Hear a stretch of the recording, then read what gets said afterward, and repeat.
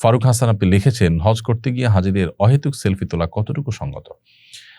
হজ করতে গিয়ে অহেতুক সেলফি তোলা অবশ্যই হজের ভাব গাম্ভীর্যকে নষ্ট করে। অবশ্যই এটা হজের সাথে যায় না। একজন ঈমানদার হিসাবে, একজন মুসলিম হিসাবে আমাদের সর্বোচ্চ সতর্ক থাকা উচিত এই সমস্ত বিষয়ের ক্ষেত্রে, যে আমরা হজ করতে গিয়ে এ ধরনের অহেতুক কোনো কাজকর্ম করব না।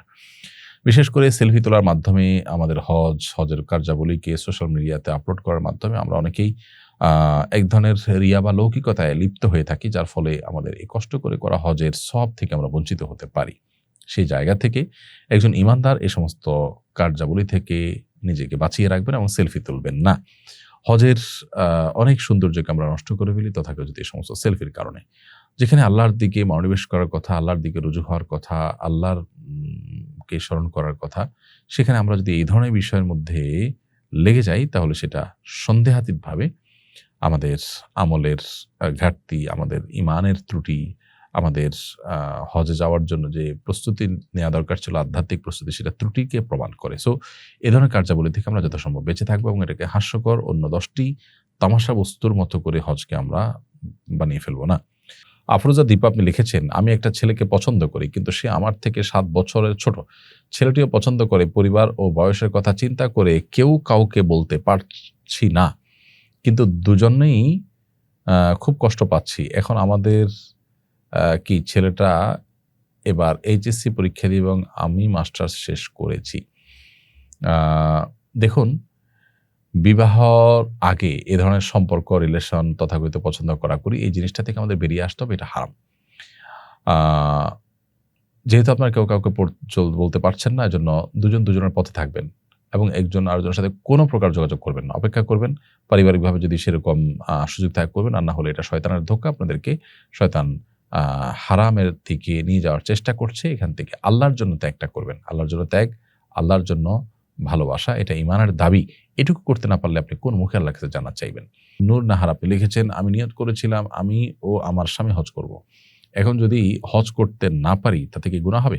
নিয়ত করেছেন কিন্তু হজের সামর্থ্য হয় নাই, তো এর কারণে গুনাহ হবে না। বরং আপনি যে নিয়ত করেছেন পাক্কা, যে আল্লাহ তৌফিক দিলে আপনি করবেন, কিন্তু আল্লাহ তৌফিক দেন নাই, তো নিয়ত যে পাক্কা ছিল, চেষ্টাও করেছেন কিন্তু করতে পারলেন না, এর কারণে আল্লাহ তাআলার কাছে সওয়াব পেয়ে যাবেন, সেটা বরং জোরালোভাবে আশা করা যায় ইনশাআল্লাহ তাআলা। অর্পি আপনি লিখেছেন, আমি রোজা অবস্থায় ঠোঁটের চামড়ার ক্ষুদ্রাংশ গিলে ফেলার আশঙ্কা করছি। এমন অবস্থায় আমি রোজাটি সম্পন্ন করেছি।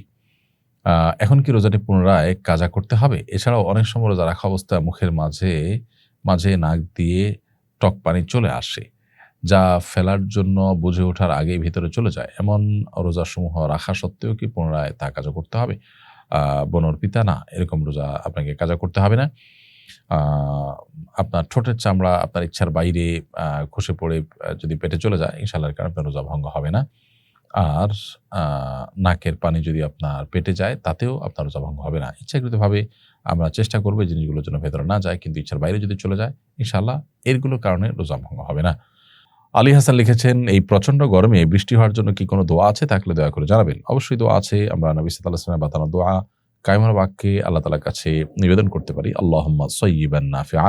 আল্লাহ, আপনার কাছে আমরা উপকারী বৃষ্টি প্রার্থনা করছি, আপনি আমাদেরকে উপকারী বৃষ্টি দান করুন। তাহলে এই দোয়াটি আমরা প্রত্যেকে যার যার জায়গা থেকে পড়তে পারি। বিশেষ করে আল্লাহুম্মা সাইয়্যিবান নাফিআ, আল্লাহুম্মা আগিথনা, আল্লাহ আপনি আমাদেরকে সিক্ত করুন। আল্লাহুম্মা আসকিনা গাইসান মুগীসান হানিআন মারিআন গাদাকান। আল্লাহ, আপনার কাছে আমরা উপকারী বৃষ্টি চাই, যে বৃষ্টি আমাদেরকে সুশোভিত করবে, যেটা আমাদেরকে সমৃদ্ধ করবে। নাফিআন গায়রা দারিন, উপকারী বৃষ্টি হবে, ক্ষতিকর বৃষ্টি হবে না। আজরান গায়রা আজিল, যে বৃষ্টি দ্রুততার সাথে হবে, খুব বেশি বিলম্ব হবে না।